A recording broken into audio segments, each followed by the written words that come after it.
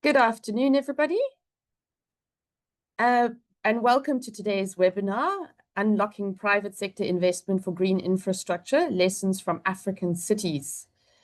I think we might give it a couple more minutes just to have some more attendees join, and then we'll kick off our session in a couple, probably at 12:05 South African time.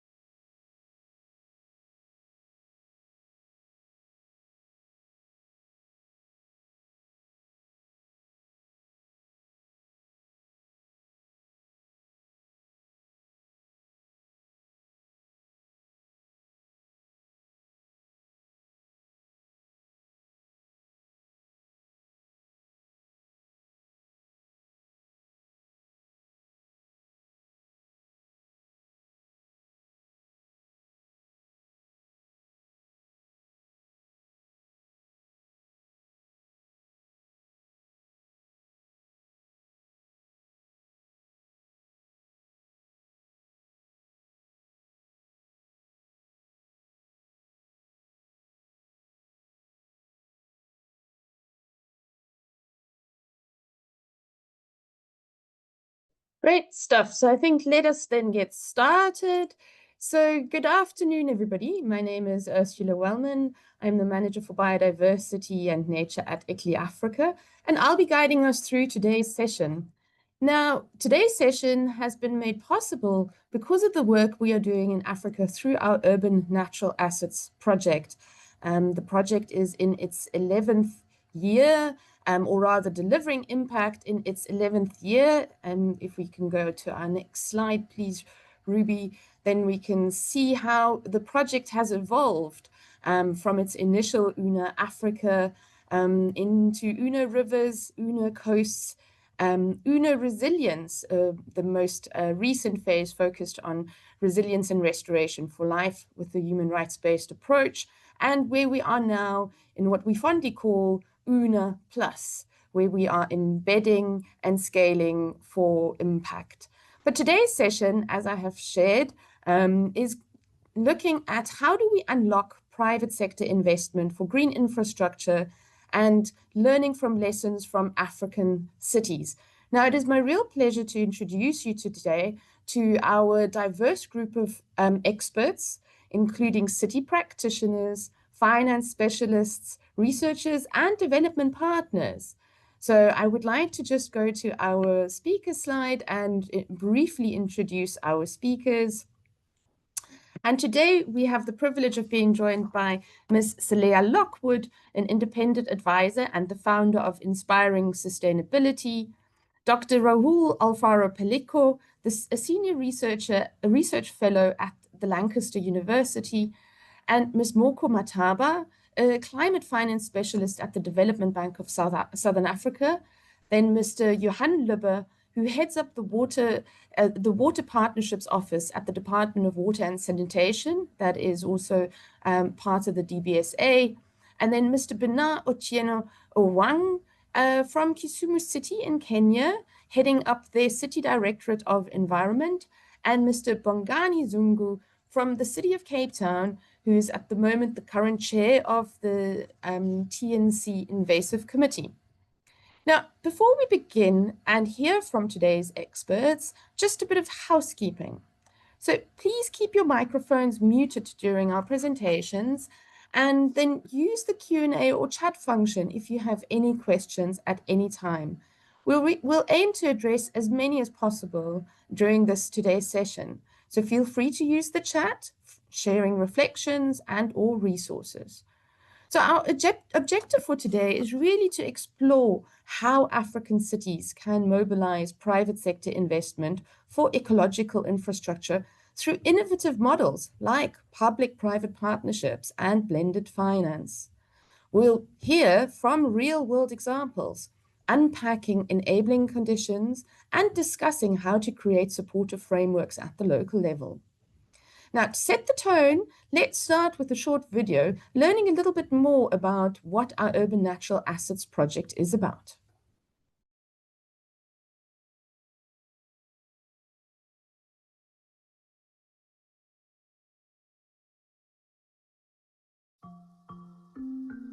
Africa is becoming increasingly urban. As more and more people move to cities and rural areas become more developed, it is important to protect and conserve our natural spaces and natural resources for both current and future generations. It's of relevance to the development of the city. But getting fish is from the sea. Getting this tilapia is from the lagoon. So if at the end of the day, the sea and the lagoon are not well protected, if I'm looking for fish, I may not get it. So protecting them will help me live. The cashew tree, even the mango trees, they serve human consumptions. We need not to cut them down.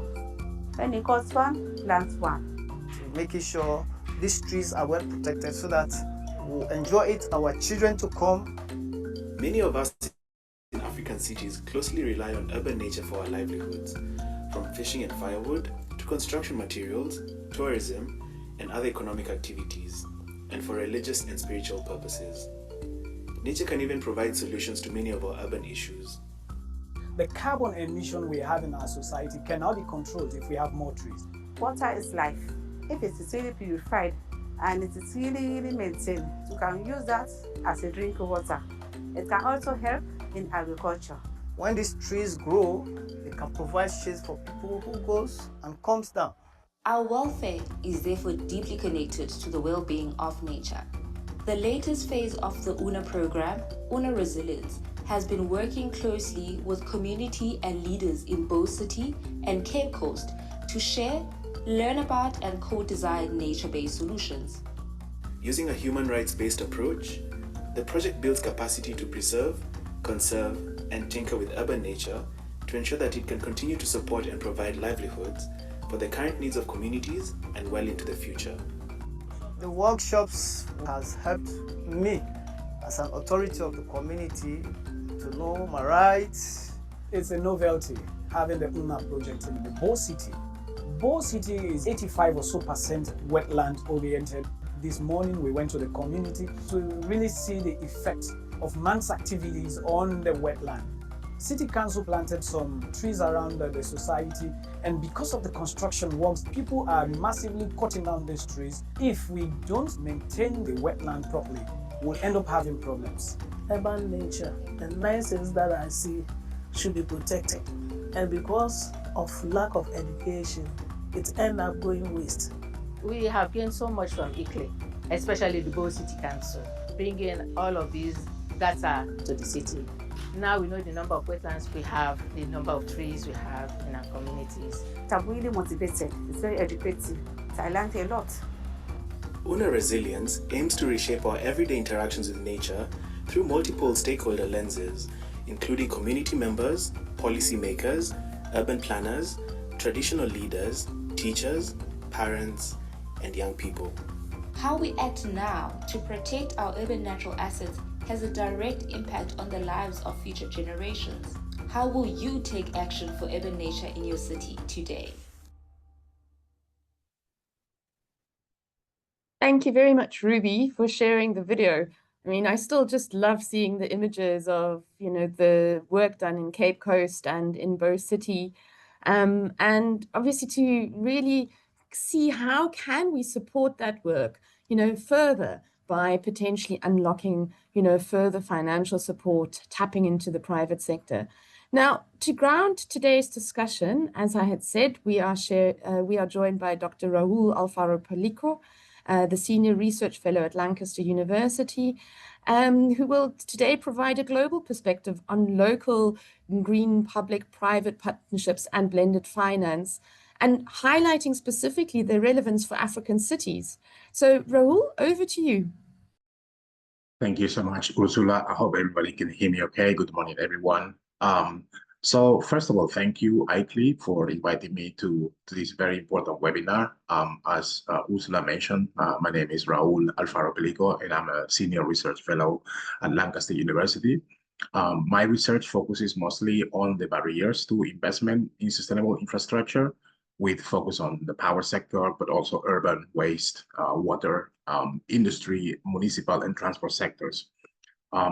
That research is drawing from experience, professional experience in multilateral development banks, as well as UN agencies, as well as the private sector, where I've been promoting low carbon, green growth, and climate resilient infrastructure. And a lot of that was promoted through climate funds. And I think this is an important segue into some of the facts that I want to share. So far, the World Bank is signaling that there is a very good momentum for urban climate finance. So essentially, the World Bank is highlighting that urban climate finance has risen by 30% from around $4 to $5 billion per year from 2019 to more recently in 2022. And a lot of that urban climate finance is also signaling an increase in the mobilization of blended finance. So right now, for every $1 of concessional finance that the bank and all the multilateral development banks are employing, they're able to leverage around $2.2 of private capital. However, in line with the focus of this seminar, there is a significant infrastructure gap in Africa. Africa, in average, invests 4% of its GDP in infrastructure, which compares to around 50% that China invests. So annually in Africa, there is a need for about 130 to 170 billion dollars of expenditure, and right now the expenditure is about 80 billion. So there is like a 50 billion dollar gap almost every year. And in this particular context, it's important to highlight the role that cities play in this, because currently cities are starved of direct climate finance. They have only received roughly $10 billion, and only about 1 to 2% of the tracked urban climate finance flows goes to African cities. And so I think it's important to highlight the relevance that this has in the context of Africa, particularly because Sub-Saharan Africa relies significantly on international sources. So some of the climate finance mechanisms that I've been involved in the past include the climate investment funds, who is able to catalyze around $8 for each dollar invested. The same happens with the Green Climate Fund. Specifically, the Green Climate Fund has opened a private window that is really trying to increase the presence of private capital.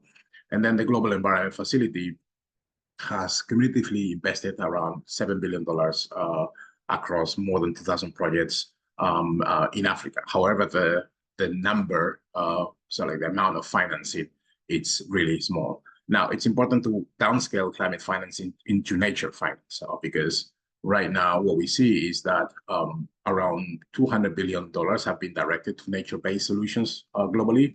But that contrasts with the amount of investment that goes into what we call gray infrastructure, whether it's fossil fuel infrastructure, deforestation, that is actually 30 times lower. So basically, you will see currently on an annual basis, $7 trillion invested in gray infrastructure versus $200 billion invested in green infrastructure. And this poses a challenge for countries and cities to really meet the goals of the Rio Conventions, not just the climate conventions, but also the biodiversity, as well as the land regulation. However, we are seeing in recent years increasing momentum in private finance. Let me take a couple of minutes to highlight some examples of deals that are actually really helping to utilize PPPs as a way to leverage nature-based infrastructure. So since 2010, there has been more than $160 billion mobilized through blended finance transactions, which have been mostly private-public finance enabled. So through private-public partnerships, there is a significant increase in private sector investment. For example, in middle-income countries, for every single dollar of public finance, there's a leverage of up to $8. However, when it comes to low-income countries, particularly many of those in Africa, that is basically, if lucky, one-on-one. And also important to highlight that a lot of the deals are typically focused on renewable energy. Now, let me end with just a couple of examples of gray and green infrastructure that have happened globally that could be replicable in Africa. So, for example, in Philadelphia, in the US, investment in green cities or clean waters has increased water resilience. These programs have integrated water with pavements as well as rain gardens through public-private partnerships, which have improved water quality, but also have increased flood control. The same examples happen in cities like Melbourne in Australia or Mexico City, as well as Singapore, which have also been able to feature these kind of public-private partnerships that actually have this ability of combining green and gray infrastructure. And we have examples also in San Francisco. So maybe just as a takeaway, I think it's important to highlight that there is a significant opportunity to invest in green infrastructure and not create this trade-off between green and gray infrastructure. In fact, green infrastructure or nature-based solutions can be up to 30% cheaper to build, as well as 25% less costly to maintain than gray. And so it's important to find the right balance. But let me stop here because I know we have a number of exciting presentations and real examples on the ground in Africa. Back to you, Ursula. Thank you. Thank you very much, Raul, for those insights. I mean, obviously, the numbers you have shared, obviously speak to the potential that we have still, in Africa to kind of address the infrastructure gap. And I think it is really obviously with that we now move to our regional kind of focus and regional perspective, where we'll have our two experts who are working more directly on climate finance and sustainability also here in Africa. So I think first then we'll move to Moko, who is our climate finance, who is a climate finance specialist at the Development Bank of Southern Africa. And she will take us through what truly makes a green PPP and how financial institutions can ensure that projects align with climate and biodiversity goals. Moko, over to you. Thank you very much, Ursula, for the introduction and for the opportunity. May you kindly project my slides? Yep, I think we're just bringing those up.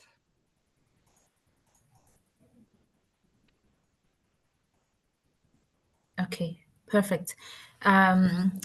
As Ursula has indicated, I am with the Development Bank of Southern Africa. I am the climate finance specialist supporting the bank in the initiatives to mobilize climate funds and also building a pipeline of projects in the climate and nature space. Next slide, please. So I'm going to provide a high-level overview of what you do and then delve into some of the activities that we are involved in the climate and nature space. So the DBSA the Development Bank of Southern Africa is a government financial institution that has been established with the aim of developing infrastructure across the continent. So our focus is to support regional integration in Africa and to support key infrastructure sectors such as ICT, transport, water and sanitation, energy, health, where we are involved in hospitals, etc., education, and human settlement, where we support the development of schools, colleges, and social housing developments.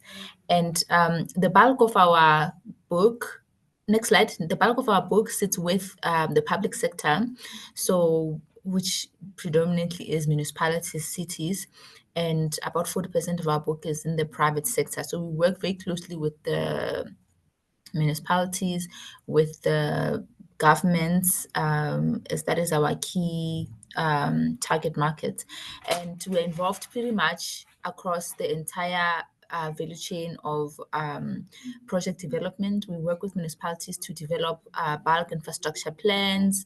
We do municipal assessments, and this really gives us insight in terms of future projects that will be implemented and developed at a later stage, and we get to have influence.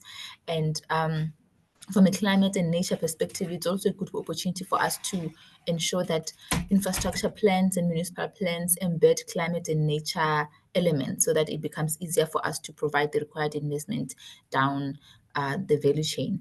And we also provide technical support, which forms part of our project preparation support. We will provide grants of feasibility studies for program development, and this is done in a way to ensure that we are able then to, for projects that have proven to be bankable, we are able to provide mainstream financing, also attracting private sector lenders also to co-lend with us into infrastructure projects that are undertaken by the cities.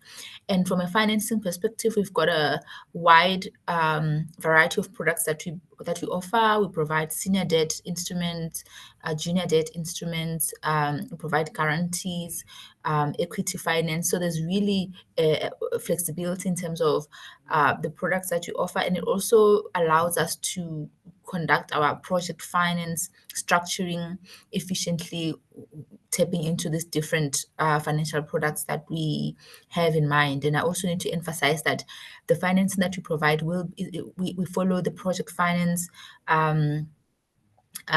approach, as opposed to relying on the balance sheet of our cities, of our private sector entities. So this means that the project itself has to demonstrate the ability to repay the loan, and that's where now the blended finance structuring comes in place, because we have to make sure that we include innovative structures in place so that the project itself is able to repay the loan. And especially when you talk about nature-based products, for example, you really need patient funding, because the conventional financial products are not really conducive for the type of projects that we're looking at. So you need patient funding, you need a lot of concessionality in there, and so the project structuring really allows us we take all of that into consideration. We're also involved in the actual implementation of our projects. If it's a construction project, we'll have a team of engineers and construction lawyers from the bank supporting municipalities in terms of ensuring that the project is implemented sufficiently. And even on the maintenance side of things, we are involved to ensure that the products that we've invested in operate optimally in order to be able to repay our loans. Next slide. So from a climate finance perspective, we started our journey with the Green Fund, where we obtained a grant of about R1 billion back in 2010 in order to establish the Green Fund, which was hosted within DBSA, with the aim of testing and also just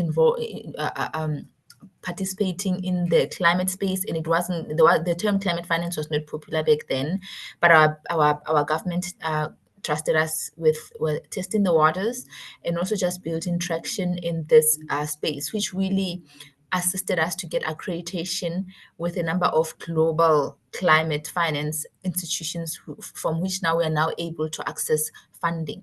After our traction that we built through the Green Fund, we then obtained accreditation with the Global Environment Facility, GEF, in 2014, where we're now able to implement climate finance projects across the entire region. And GCF as well, we got accreditation in 2016, where we're now able to implement projects across the entire region. So this has really been a success story for us, which was really started by our government. Next slide. So I'm going to highlight some of the products that some of the projects that we have in the pipeline. The ones that are highlighted in blue are specifically ecological or biodiversity-based projects, but we have a wide myriad of projects that we're supporting from different sectors. So we have got one that looks at removing polychlorinated biphenyls, which is one of the very dangerous persistent organic pollutants that are documented in the Stockholm Convention, and they need to be removed safely because they bioaccumulate and they cause diseases like cancer, etc. And it's very difficult to remove them from the environment. So you really need to be meticulous and follow the right protocols. So we are working with municipalities in this project, ensuring that the transformers and the equipment that are contaminated by these chemicals are removed in an environmentally sound manner. And then we have an ecological infrastructure project that we are implementing with SENBI, the South African National Biodiversity Institute. And the aim here is to use the two catchments. One is in the Western Cape and another is in eThekwini to test case studies basically for how water catchments can be used to generate data that can then feed into our policy and eventually inform how we price water. And part of that project is also to improve water security in the two regions, ensuring that we rehabilitate the water catchments themselves. So the Western Cape is prone to drought. So the idea is to ensure that we remove alien invasive species that consume a lot of water in order to support the security in the region. And in the Western Cape, it's a different problem. It's floods. So we've got a challenge where communities will be removing the natural vegetation that acts as a natural barrier between the rivers and the areas where communities live. And when floods, then when it rains hard, then they become prone to floods. So the idea is to rehabilitate those natural barriers and also to provide the right education to the communities. And part of it is the early warning system as well that communities use in cases when floods are about to happen, so they can react timeously. And we have I don't know how I'm doing for time, but we have another project. Yeah, I mean, we can obviously definitely hear from one more project, Norco, because I think then if we can also hear a little bit also from Saleha, but I mean, you say there's still the one more project that you'd like to share. Very keen to hear about that. More. Okay, next slide. Let me just focus on the biodiversity project. Next slide. Yeah, we also have a project in Cote d'Ivoire where we're working with a private entity there in order to rehabilitate and to conserve natural ecosystems within the nature reserve. So this is one of our newest projects under the Global Biodiversity Framework Fund. Next slide. And we have a new project also in South Africa where we're working with the municipalities, especially intermediary municipalities, to help them to ensure embed climate and nature elements into their planning. So this is the part that I touched on earlier, and it really allows us to ensure that when these plans are now implemented, they've already incorporated nature elements. Because when you come in at a later stage, it's very difficult to make changes to a plan that is already being implemented. And we also have the private sector energy efficiency program, which is a guarantee instrument where we have partnered with commercial banks in order to cover commercial banks for the investment that they make in small-scale energy efficiency projects in South Africa. So this one is focusing particularly on in the private sector space, but it really allows us to ensure that we de-risk the small-scale energy efficiency projects that are implemented by SMEs, and we incorporate, or at least we make it conducive for commercial banks to participate in projects that they would otherwise not be able to participate in. And in Malawi, we're developing a nature positive infrastructure project together with UNDP, where we'll be working in 2 cities, Mzuzu and Lilongwe. Next slide. And we're also involved in conservation bonds. We're working with commercial banks in South Africa in order to rehabilitate and to address land degradation issues that we have, especially within our water catchments, and also just growing the population of endangered species such as lions, African elephants, and wild dogs. And we have a biodiversity credit and offset credit scheme that we're currently implementing or developing with the city of the Western Cape. And the idea here is to work with the industrial entities to ensure that they are involved in the offset, in the biodiversity offset mechanisms that we have developed to pay for the damage that they are exerting on our environment, while also growing the area of the protected area from a biodiversity conservation point of view. And we have a project in Zambia where we are focusing on the Mayombo forest. This biome, the Mayombo biome, actually cuts across 11 countries in SADC. But we are currently starting with Zambia because we've got it's the most advanced from a project preparation perspective. And the idea is to help governments to earn biodiversity credits from the improvements that we will be supporting in terms of restoration of this biodiversity biome. And in Tanzania, we are developing a blended finance instrument for nature conservation activities and also nature positive infrastructure. Part of it will be to look at the transportation sector, ensuring that we include green corridors and ecotourism activities as well, working very closely with the communities. And in Namibia, we've got a nature conservation project that looks at the transformation of urban infrastructure through nature-based solutions, also looking at green corridors there, but also enhancement of ecosystem services to ensure that our infrastructure works in tandem with the natural resources that are already existing in the country. So I don't know how I'm doing for time, but I think this is wonderful. I mean, I think this is super, super interesting, but I'd also like to hear from Salea Lockwood, who has also got some wonderful practical examples and experiences out of your implementation in other parts of Africa. And I mean, Moko, we're definitely going to come back to some more questions around this, but maybe if you can actually move to wrapping up in this one in the next maybe slide, and then we can move to Salea. Okay. So from a biodiversity perspective, I think I've provided some flavor, but in light of how do we employ the PPP structures to ensure that we work very closely with subnational governments to implement climate and biodiversity projects, we always make sure that our projects are anchored in national action plans on climate and biodiversity. So all the projects have to somehow contribute towards national commitments, be it Paris Agreement, Stockholm Convention, or Nagoya Protocol. This we always have in mind. And we have an environmental matrix within the bank that we use in order to assess how the bank is doing. So when we see gaps, we work with our specialists within the bank to see how we can improve the bank and also the project, and also put some certain plans in place to work with our clients to ensure that we get to the level that we would like to get to. So this includes the development of environmental and social safeguards, environmental and social management plans, and gender action plans.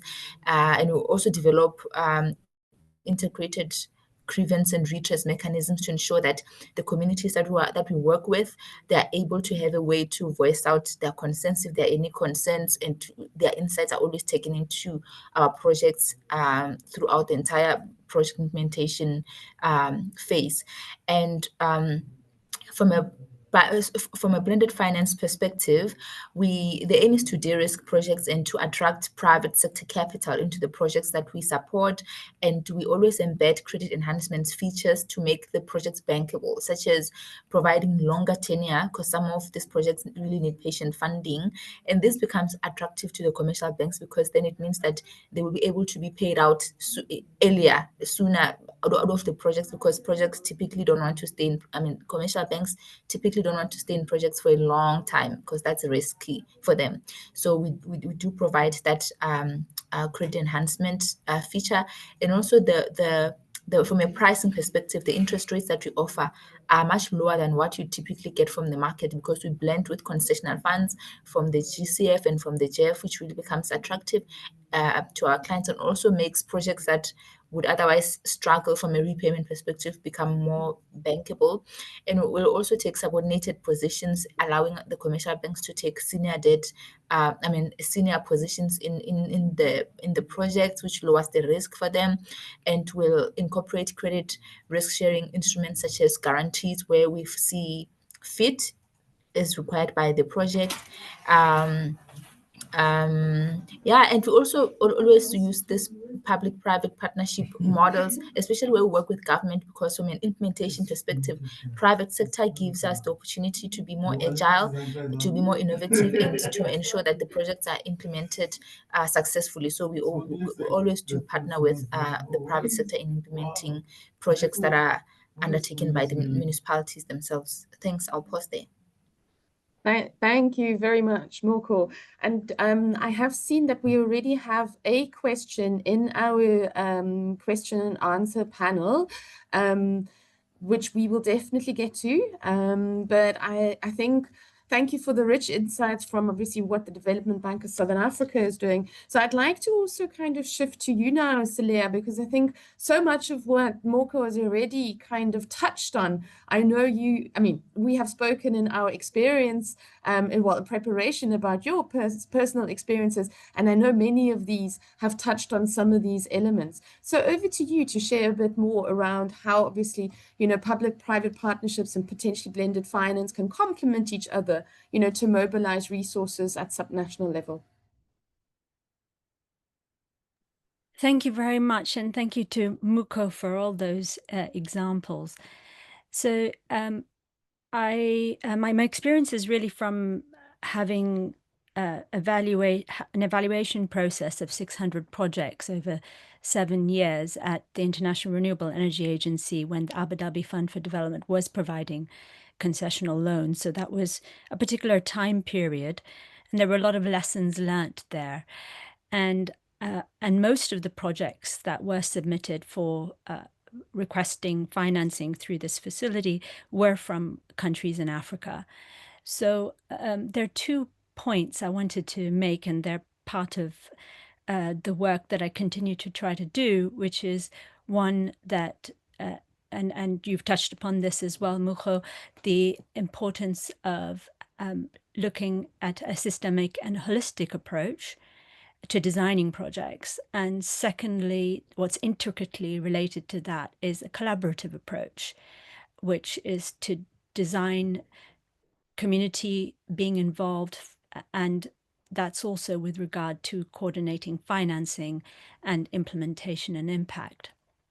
So what I mean by the systemic approach is and it's something that I have articulated in a few papers, one which is for the climate action plan of the bank that I used to work for, the Asian Infrastructure Investment Bank, and then a thought piece called Infrastructure for Planetary Health, is that the lesson that we learn from communities is that it's not just about reducing emissions, as has been the whole outline of this session, is about also thinking of green infrastructure in terms of what are you going to do to adapt? What are you going to do to address flooding? And there's nature and biodiversity solutions within that for us, and sustainable development interventions need to integrate reducing emissions, adaptation, nature and biodiversity. And PPPs are particularly an important model in this regard, getting all different actors to the table to be able to design an intervention that is trying to take, if it takes this more of a holistic approach, it is going to be more of a sustainable infrastructure for the future. And so that's one thing, the holistic approach. And I see lots of examples that will be shared here from your urban natural assets program. I did a little bit of research of what different activities you've done, and I see that others are going to be speaking on that. So I won't touch too much in detail there, but just overall aspects to do with flood management, integrating wetland restoration with natural water retention and green spaces in urban settings. That's I wanted to specifically hone in on the urban setting green spaces example. We honed in on that in terms of health benefits.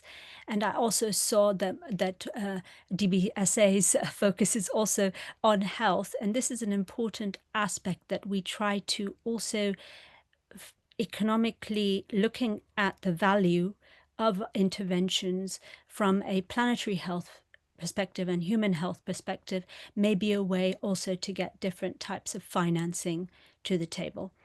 Then second point, which was about the collaboration, this is where I also see that Johan, quickly looking at your slides at the start, you will be speaking on the South Africa example of GCF supporting the country platform approach.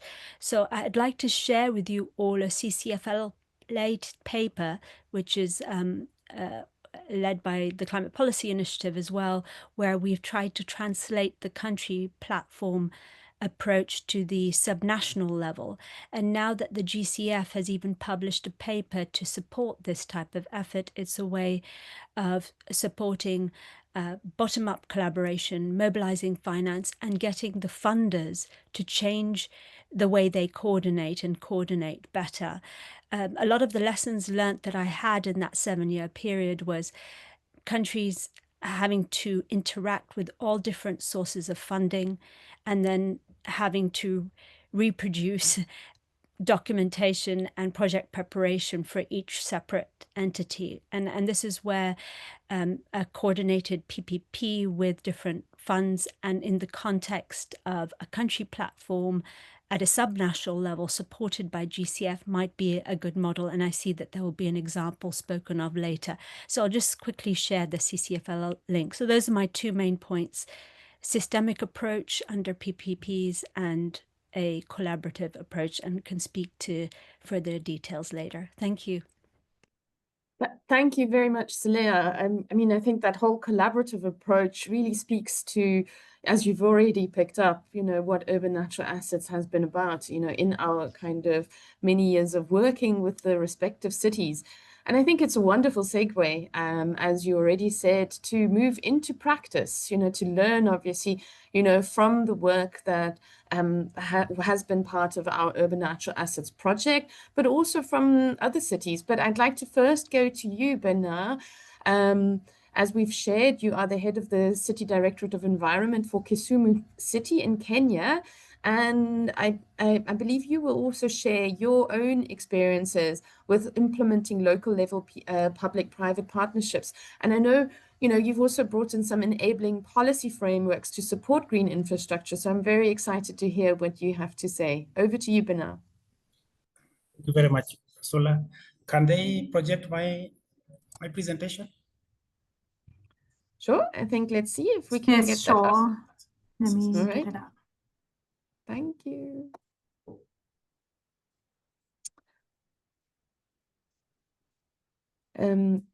Here we go, it's almost up. So Bena, I think the floor is yours. Thank you very much, Yasula, and good afternoon, everyone. Good morning to those who are still in the morning session. Bernard Juang. I work with the county government of Kisumu. Kisumu is in Kenya. Kenya is in East Africa. I will talk about Kisumu local public-private partnership for green infrastructure, along with enabling a policy environment. Next slide, please. Okay. Kisumu environmental challenges and opportunity. Kisumu has a lot of environmental challenges and also the opportunity due to rapid urbanization, a strained waste management system, green space, and energy infrastructure, informal settlements, and open damming pose health and environmental assets. Those are the challenges that we face. Yet Kisumu's strategic location by the Lake Victoria and its vibrant civil culture offer immense potential for sustainable transformation.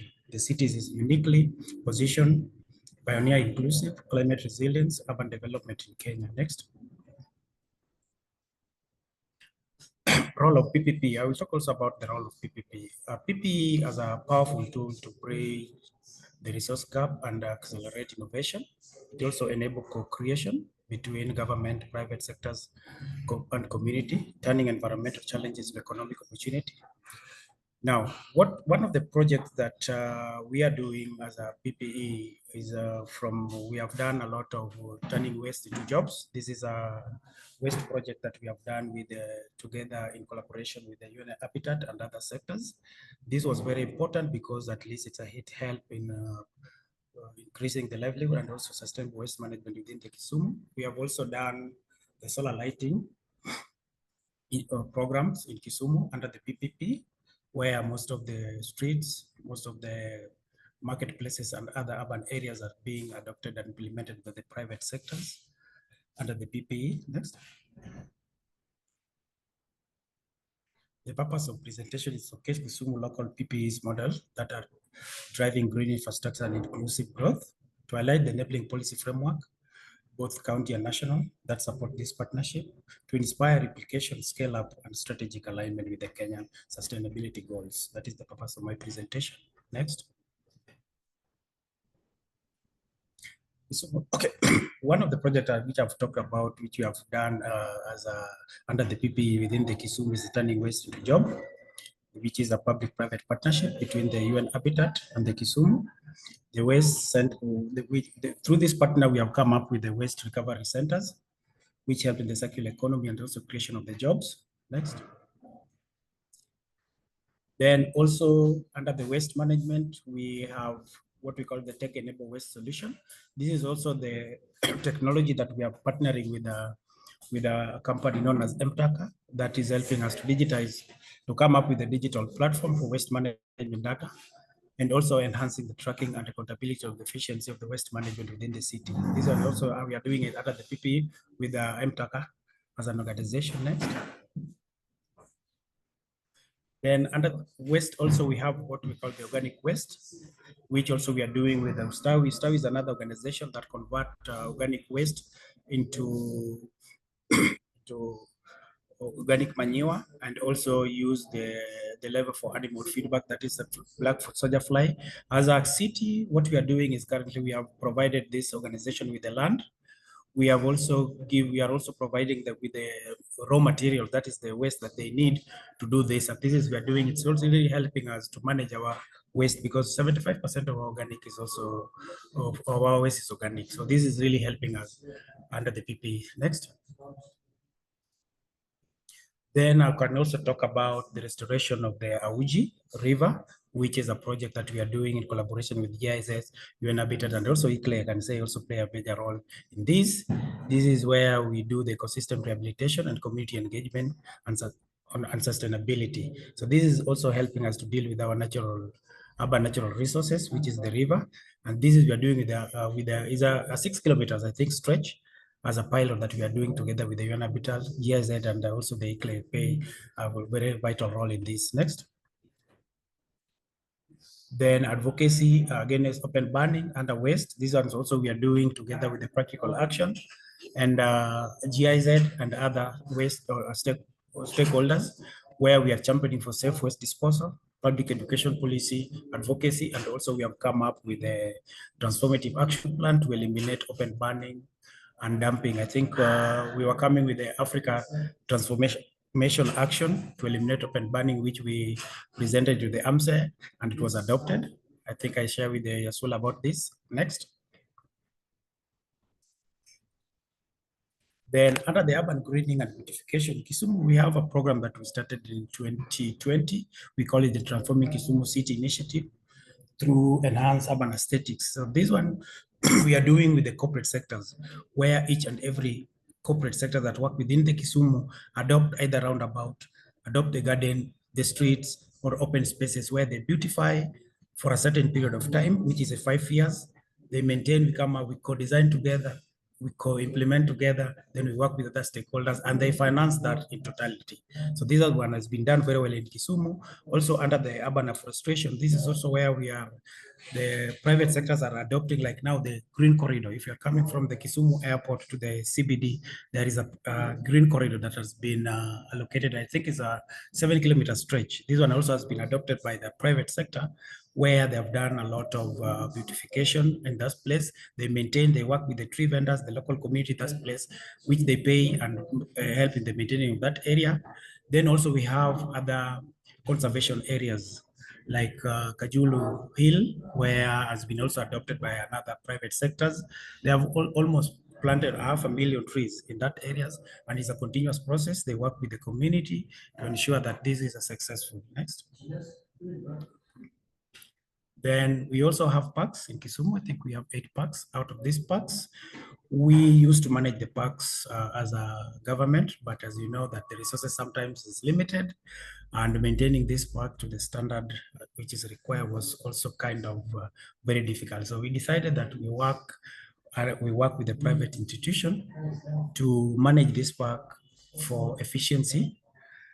Then we have given them the parks, and also through the parks, they manage the parks, they give the revenue to the city, they invest their money, they also get some money from the parks through the amenities that are in the parks, and also they give the revenue to the city in terms of the rents and so on and so forth. So this one has really improved the aesthetics value of these parks, and people are now getting a clean and healthy environment where they can also relax. Next. Then we are also, another project that we're doing under the PP is the solar off-grid infrastructure, where most of the streets, most of the public spaces, most of the markets, most of the schools are also being given to private institutions, where they help in the installation of these solar panels for green energies and clean energies in these areas. Next. Then we have the enabling county level policy framework that help us in the PPP one. One of them is the Kisumu Public-Private Partnership Framework for Environment and Infrastructure Development. We also have the County Sustainable Solid Waste Management Act, also that specify on how we can collaborate with other people in terms of the PPE while implementing the waste issues in the city. Then we also have the Public Finance Management Act, also say specifically on how we can collaborate with other financial institutions, other private institutions in PPP framework models. Then we also have the County Integrated Development Plan, where all the programs of the project of the county are integrated and look into how they can be financed and also can be implemented. It is an annual development, and also the annual development plan. Then we also have the Urban Areas and Cities Act that specify on how the city can develop the partnership and enhance efficient service delivery with other people through PPEs or other models. Next. Then we also have the national policy alignments. We align with the Vision 2030, the National Climate Change Action Plan, the SDG integration and reporting, then the national PP policy and guidelines. Next. Then impact and outcome of the PPs, we say that the job creation, we have the waste diversion from the landfill, improve public spaces, then increase revenue and service efficiencies. Next. Next, please. The recommendation and way forward. I think under the PP is better if we strengthen the monitoring and reporting system, expand PP models to other sectors, foster inclusive engagement, youths and women, then institutionalize data-driven decision making. Next. I think I'm within the time. Thank you very much. Brilliant. Yes, absolutely. Thank you very much, Benar. And I mean, I think it's obviously wonderful just to see the practical implementation. And you've again referenced it also to what Morko has highlighted, the need for national kind of alignment and the action plans and obviously those priorities. And we'll come to some questions, and then participants, if you feel free to add some more questions. I know we've had a couple of them already in our Q&A, and some have been answered. But now I'd like to go to Bongani Zungu, who is from the city of Cape Town, who will share his experiences, or rather the kind of their experiences of the implementation of the Greater Cape Town Water Fund. So over to you, Bongani. Thanks, Ashla. Yeah, I'm quickly going to share my screen with the team, and then we take it from there. 100%. All right. Okay. Is it visible? It's come up. It just needs to go into full screen, and we've got it. We've got you. All right. All good to go. Thank you very much. Thanks, Ashley, and also thanks to ICLEI for inviting the city to come and demonstrate some of the work that we've been doing in some of the priority catchments. My name is Bongani Zungu. I'm the Invasive Species Unit Program Manager. Also the chair of the Greater Cape Town Water Fund. I was requested today to present on behalf of my colleague who couldn't make it due to some other work commitments. And as such, I'm quickly going to go through the presentation that he has put together, and I will attend to questions and answers at the end. I think one of the important opening statements that one ought to make when you speak of Cape Town is that Cape Town is one of the, I'll say, the Ramsar cities in Africa. We are the first to be the member of ICLEI as well, and IUCN. And we hold a very important status in that we are a Ramsar city, and also obviously we have one site that is a Ramsar site within the city as well. But whilst that is the case, we have faced our own issues when it comes to water specifically, and most of us can remember the day zero situation that happened whereby the city ran out of water, technically, and that required some shifts in the thinking on how then the city operates. Obviously, due to that, there were several strategies that were developed in an attempt to try and identify means and ways of improving the water infrastructure and the water provision for the city of Cape Town.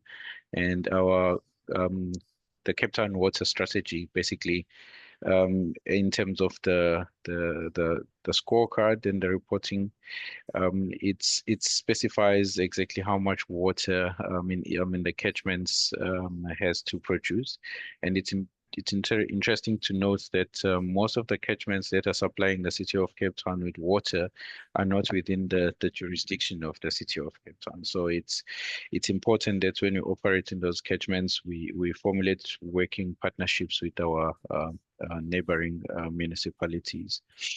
One of the important outcomes of the water strategy was that there was a need for the city to begin to control invasive species in catchment areas. And basically, the water scheme identified the different sources of water that the city has.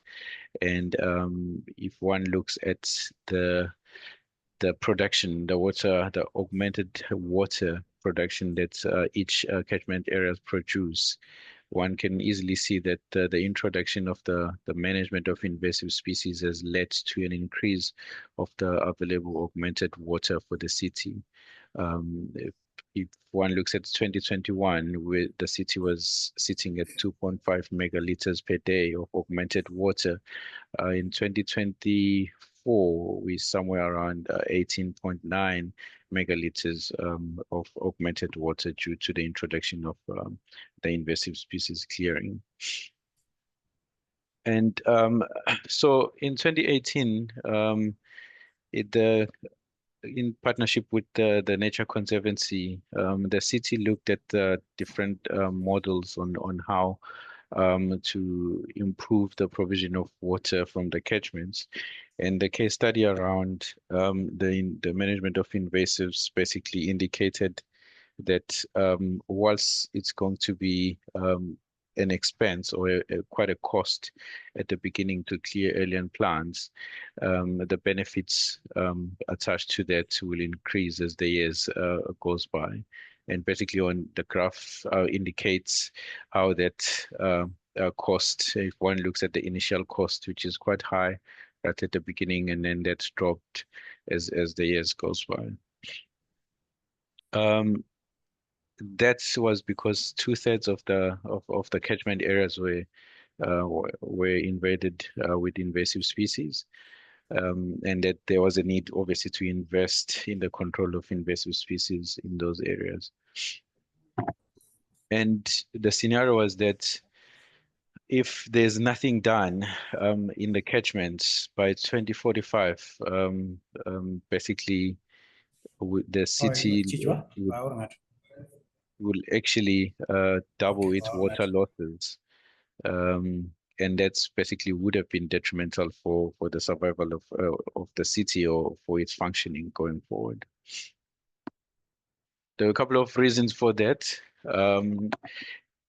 Back before the water strategy and the approach that the city is currently doing, there were quite a number of issues that the city was facing, ranging from funding, the implementation, monitoring and evaluation.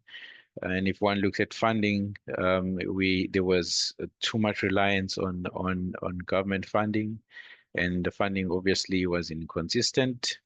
And the implementation was facing some fragmentation, institutions not working together. And then obviously there was no flexibility. If you're working with different organizations, everybody is usually focusing on their own policy implementation, and then that takes out the flexibility element, hence the introduction of the Greater Cape Town Water Fund. And the Greater Cape Town Water Fund currently it focuses on nature-based solutions. So if one looks at the management of invasives, it is the most, it adds more benefits than the other interventions, because which includes things like desalinization, groundwater exploration, and water use. In terms of the budget, currently, the city, through the approved MOA between the City of Cape Town and the Nature Conservancy, we have approved we're operating at about 125 million, ending in 2026 June.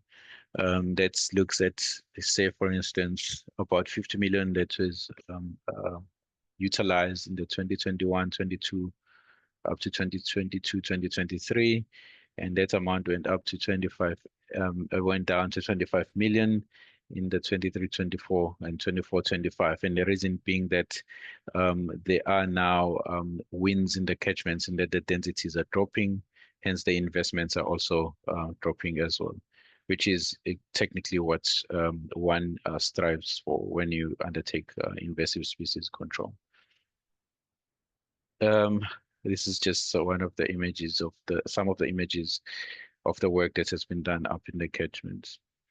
And the species that are mostly dominant in some of these catchments are the eucalypts, which are known to consume a lot of water, and the pines as well.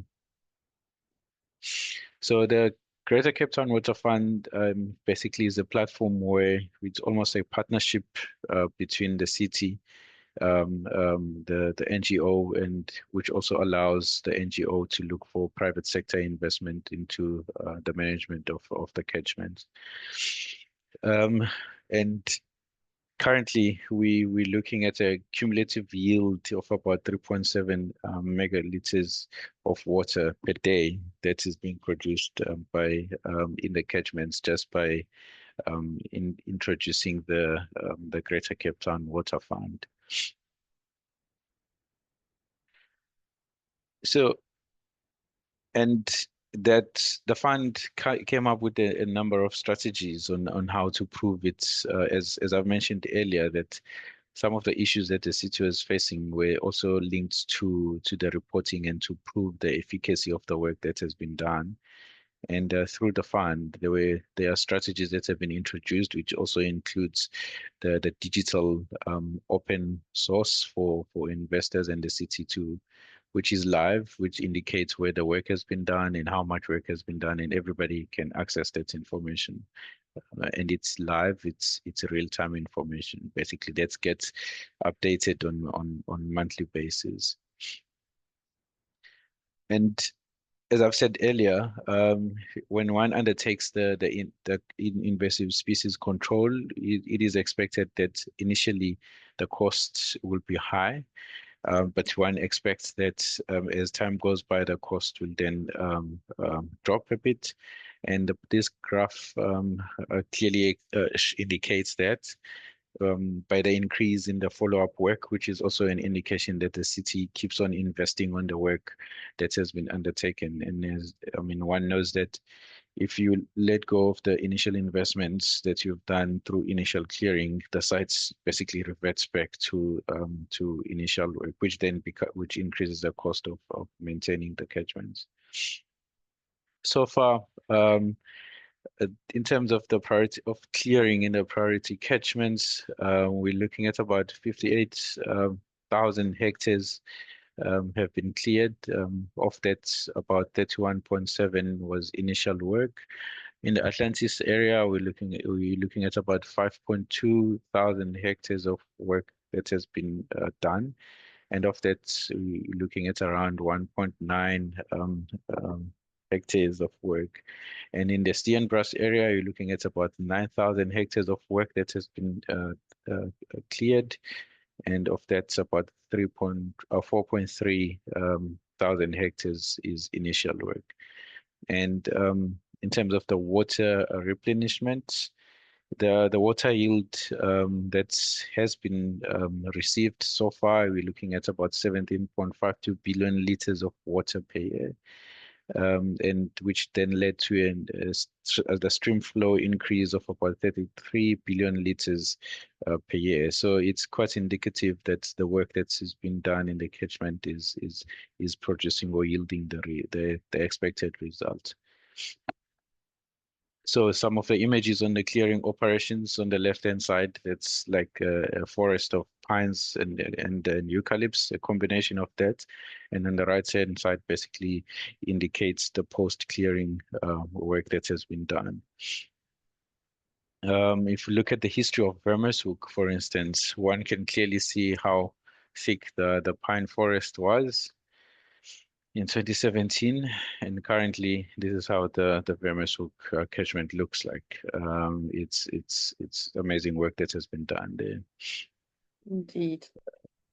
I think Bongani, I think it's amazing, obviously, the work that you have done. I just also want to kind of flag that we also still have one more speaker to go. So if I can ask you to wrap up, thank you very much. I'll quickly wrap up just now. Same applies to Steenbras. You can see on the imagery, these are the areas that we are currently focusing on, which are still having some remaining work to be done.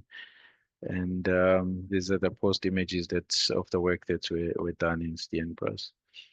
And again, in Steenbras area, this is just basically identifying some of the areas that are going to be attended to. And as everybody knows, that's one of the issues that you face when you're undertaking land clearing is biomass. You produce a lot of biomass. And the secondary industries, of course, had to be introduced, and the other ways of managing biomass had to be looked into, like chipping off the biomass and leaving it on site, which basically facilitates the nutrients getting back onto the system. These are some of the images of the work that has been done, and also indicating some of the follow-up work that still needs to happen. You can see the regrowth, the seedlings of pines in Steenbos. Yeah, and also this basically indicates where the boreholes are and where the work is focusing in relation to the water provision areas. So we basically are showing that we are working in the areas that are directly are impacting on the water provision areas. And it's important to note that this work has been successful because of the sustainable financing that the city has invested over the years in partnership with our partners like the Nature Conservancy. And it's also important to mention the flexibility that the Nature Conservancy comes with, because if you operate in local government, those who operate in local government understands sometimes the difficulties that come with operating, especially when it comes to the moving of finances.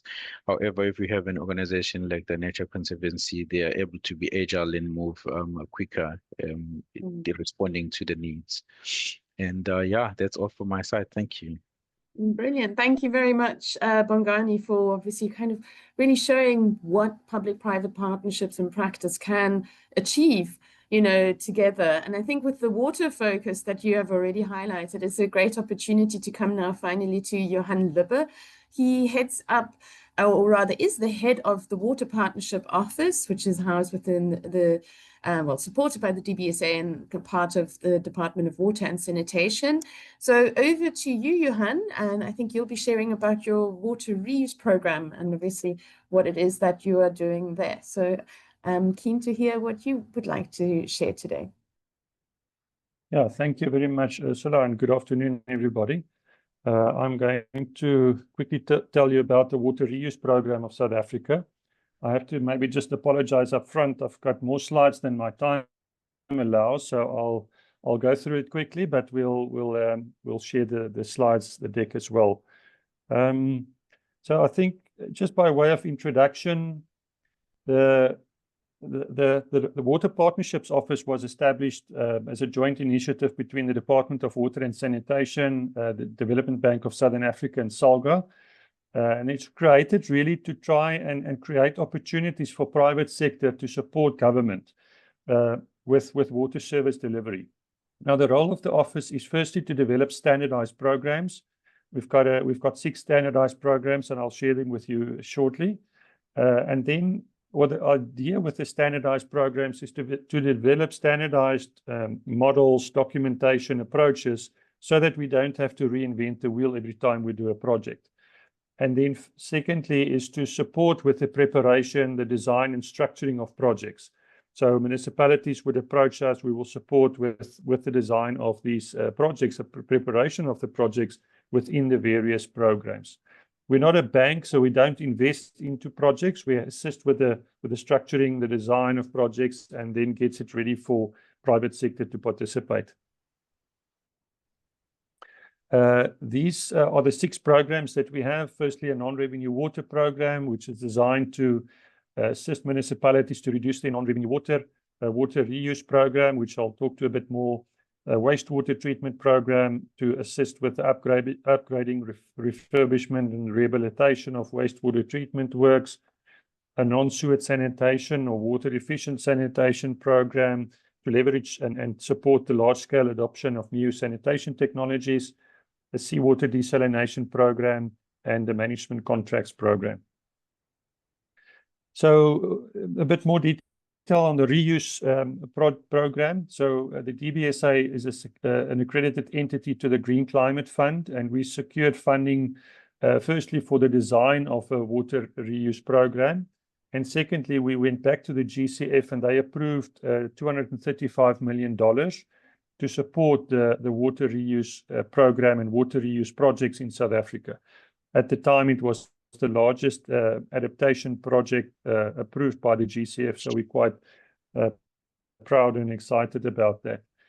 But what the water reuse program really sets out is to develop a standardized approach. We're looking at it's a strong focus on climate adaptation. It's a blended finance solution, standardized approach to project preparation, and private sector participation is very important. And we want to, through rolling out more water reuse projects across the country, for it to become a new asset class for investors.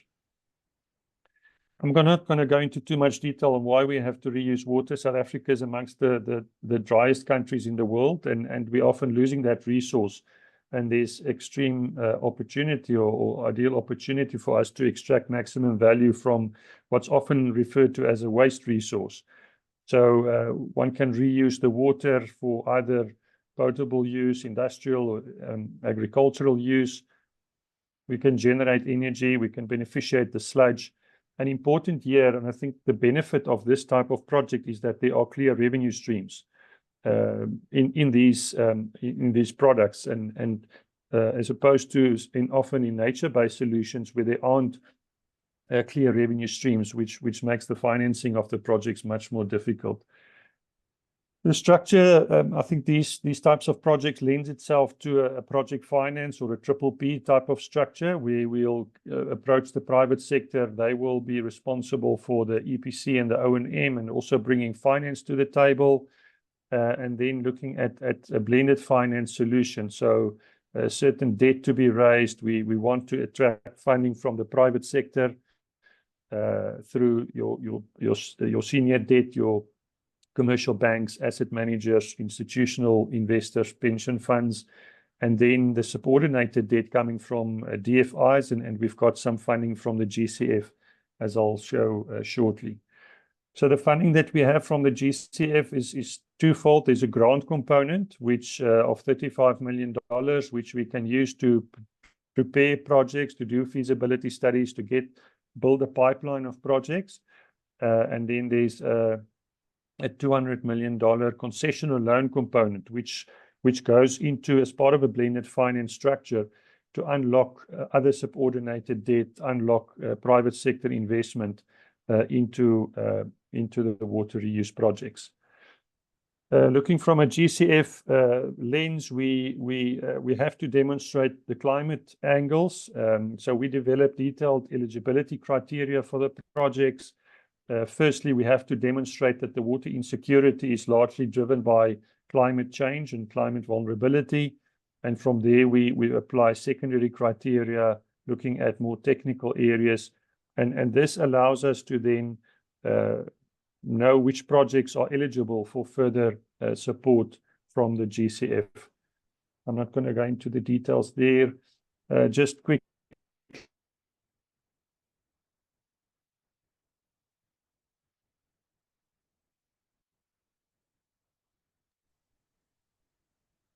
Johan, are you still here? Is it just on my side that I've lost Johan? I seem to have lost him as well. Okay, I see he's just... Okay, so hopefully Johan will be... hopefully we'll be able to get Johan back. Johan, are you... Okay, I think Johan has probably just dropped off the call. So I think whilst we wait for Johan to rejoin, Bongani, I've seen a couple of questions already in our chat. They are specifically directed at you, and we have Johan back. Okay, Sorry. Johan, are you back? Yes, I am. Sorry about that. I don't know what happened there. No problem. Let me just go back quickly. It's good to have you back. Yes. Yeah. So I said on the loan funding, yeah, we also have. So mine is also. Okay. Yes. Thanks. Oh, okay. Brilliant. Good to have you back, Johan. Over to you. Can you hear me? Yes, we can hear you. Yes, we can hear you. Can you hear us? Ooh, looks like we've got internet gremlins or that have crept in, and it looks like we have lost Johan again. So whilst we wait for Johan to rejoin, maybe we can go to Sorry. Bongani to there we are. You've got Can you you hear again. me? Yes, I'm we've so got you again. okay. So sorry about that. No problem. I might switch off my camera. Maybe that might be easier, just for allowing you to present. Yeah, sure. I'm almost done. So, from we did initial screenings to do the primary assessments and the detailed climate risk and vulnerability assessments on 47 municipalities to identify which municipalities qualify for further GCF support, and we're starting to build a pipeline of projects. We're also looking at we launched an expression of interest for municipalities to submit their reuse projects to us, and for us to then see how we can support them. This is just a list of some of the projects that we are working on at the moment, mostly still at the prep stage, but a few of them more towards implementation. And this is just for municipalities that wants to participate. Back to you, Ursula. Apologies for having to rush and also for the network dropping. Don't know what happened there. Thank you.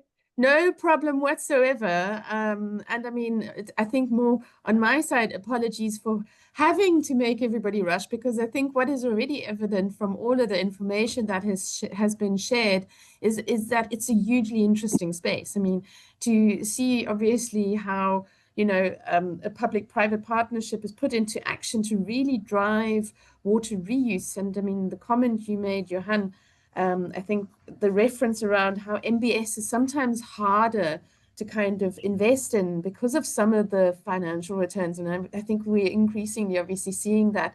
And possibly the reason why it is still so often coupled with grey and, you know, kind of that whole investment perspective of coupling grey with green infrastructure at least seems to be almost more palatable to investors. Now, I know I've got a couple more questions for our panel, which I'd like to go to, but I do feel we need to also do justice to our questions we have in our Q&A. And I see, Bongani, that you are typing, so I'm guessing you'll get to those. I did want to pick up on one question I had prepared, and for me, it really speaks around some of the gaps, some of the common readiness gaps that subnational governments sometimes have when they're looking at preparing, you know, public-private partnerships or blended finance. Now, I think you, Morko, I think have obviously some experience in that, working obviously with our kind of subnational governments when it comes to submitting projects. Is there anything that kind of sticks out for you as a common readiness gap that you'd like to share and kind of, you know, have recommendations on, you know, preparing for, or again, you know, Morko, is that something that you can pick up for us? Let's see. Yes. Yeah, I think so. Most of the municipalities that we work with, we have identified that there are lots of gaps and capacity that is required. Hence, we have structured our support in that holistic manner to ensure that we really walk the journey with them, from planning to project preparation all the way to implementation. In most cases, especially when it comes to climate and biodiversity aspects, there's really a lot of gaps there for the municipalities to develop bankable projects. And so, just as an example, over and above the some of the offerings that we provide as part of our project preparation package, from a technical assistance and feasibility study perspective, and these are all grants. But we also develop certain programs that help to unlock opportunities, and these are quite customized to a particular area. They're quite niche to an element that you're trying to unlock. As an example, we've got what we call the NUCA program, New Development Bank Urban Climate Action Program, which is funded by IKI, the German government, in order to build capacity within intermediary municipalities to enable them to prepare urban climate projects. So what we have witnessed is that the banks sit on the one end waiting for opportunities to come. They sit with funding that they'd like to deploy, but the municipalities as well on the other end, they sit with a lot of opportunities from a project development perspective. There are a lot of opportunities, but there's just lack of capacity to actually develop this opportunities to projects that can be supported. So there's this gap in between that this program is aimed to support. So the capacity is built both within the municipalities, but also within their banks as well, because you find that there are banks that are really not geared to work with municipalities. Fortunately for DBSA, we are geared to work with municipalities. This is the bulk of our job, really. But some banks don't really have the means or the capacity to work with municipalities. So this program aims to also build capacity within the banks to ensure that they are able to support opportunities that come from the banks. And another program that is funded by the GEF is the Sustainable Cities Integrated Program. It's part of a global program that is led by the World Bank. So we are leading the child project that's looking specifically in South Africa. So we are working with intermediary municipalities to help them to strengthen their infrastructure plans and to also to support feasibility studies to ensure that they develop projects that can later be able to access climate funds, not only from DBSA but from other lenders as well. So the intention is to access these climate funds and develop these programs where we really get involved at grassroots level with municipalities to help build that capacity. Thanks. Brilliant. Thank you very, very much, Moko.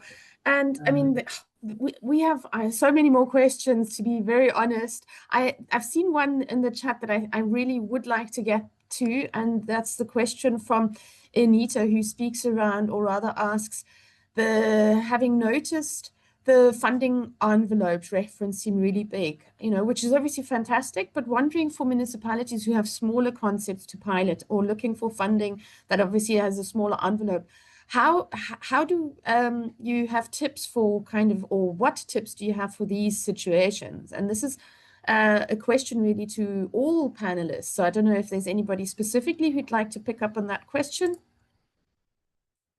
So just feel free to unmute if you'd like to respond to that specific question. If I can maybe jump in quickly, Ursula, I think there's different solutions for different cases. Not all projects can be done as large, project finance transactions or PPPs. There are other solutions. There are smaller projects. There are different technical solutions, but I think so one will have to look at the challenge or the situation, the project in front of you, and then design a solution for that project. In many cases, the private sector is there. They're often very ready and willing to support with technology, with funding, but one just needs to structure those projects in the right way and look at different funding models to support those projects.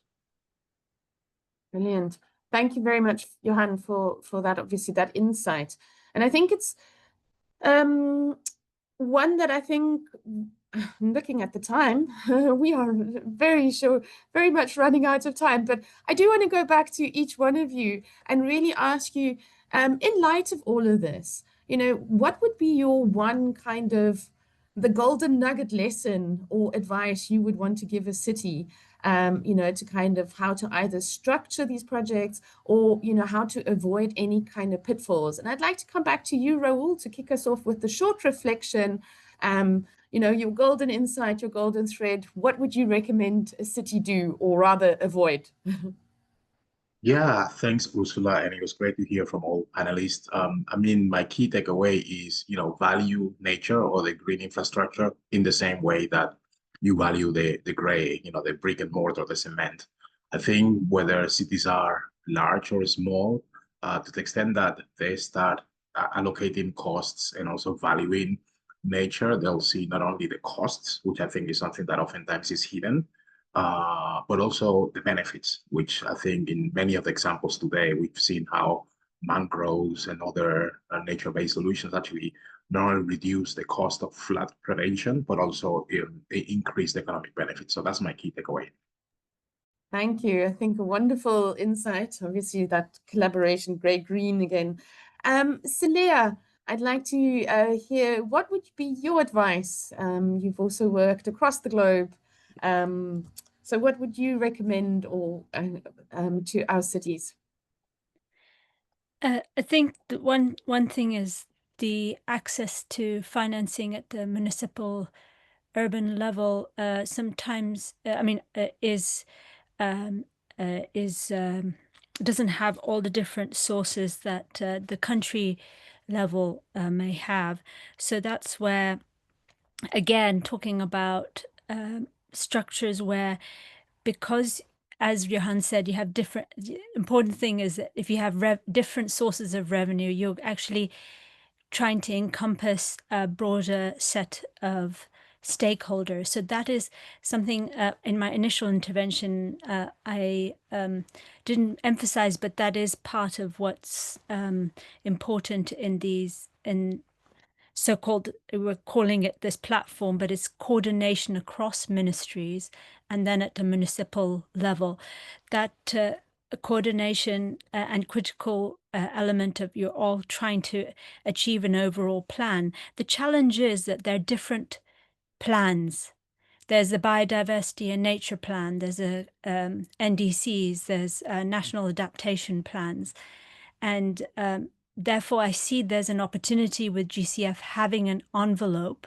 And this is why it's interesting, Johan's work on it, and that the GCF used your example, Johan, in their outline of what they could support for readiness for countries on country platforms. To what extent can, and I think it would be really ideal that at the municipal urban level, try to tap into that readiness funding from GCF so that you're able to have the funding to instigate that coordination. Because the thing is, my main experience has been that ministries, different ministries do not have the capacity to continue to try to comply with all different sources of financing. You know, there are several different MDBs, bilateral funds, and they also need to realize that they work through a structure in which they need to support a country-led, municipal-led approach. And the more municipalities and urban entities can engage within that. So I just see that there's an opportunity. I see there's already implementation in various ways on the ground, but let's try to, now that GCF has tried to speed up their financing from a proposal to support, it's not the same as before. I know we've all been burnt before. I think let's do that whilst there's all these problems globally. Let's try to use what's there and try to build up to have this coordination bottom up, municipal level to national level, and use this source of funding. Because without that, I don't think any country, whether, you know, all different levels of development, does not have the capacity to do green infrastructure that's really focused on nature and biodiversity, and this PPP structure really being able to deliver that. Brilliant. So thank you very much. I mean, a great point you've just brought also there with the city level access. So I'm going to ask our remaining panelists in 2 words to give your advice for cities, the pitfalls, or rather the recommendation. And Benar, as a practitioner yourself, coming to you from Kisuma's experience, what would your 2 words of recommendation be? Thank you, Asula. I think mine is that to advise the city to develop bankable projects, pipelines with the clear business models. I think when they do this, the realistic business model should show the revenue streams, cost savings, and social benefit. This clarity will really help and convince the private investors on the viability and sustainability of green infrastructure investment. Another one is that they need to leverage the nature-based solutions for cost-effective impacts.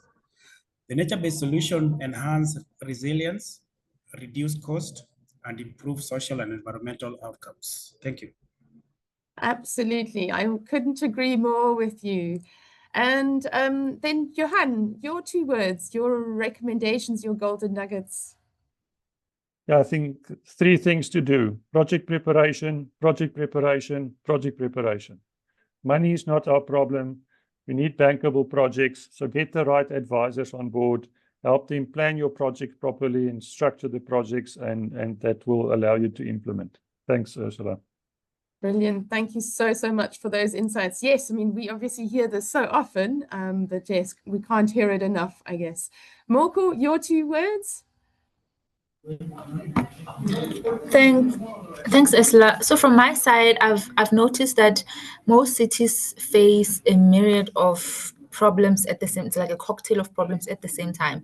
So when you try to develop or at least design projects that tackle each one of these problems individually, it really delays. It's not efficient. So when you develop an integrated program that tackles that targets multiple problems at the same time, and also going back to Seleha's point on policy coherence, where you partner with multiple ministries at the same time, it really helps. The partnerships and the collaboration really helps to get integrated programs over the line. They are complex, but they're quite effective because you find that there are a lot of cross pollination opportunities that could emerge as a result of that integrated approach. Thanks.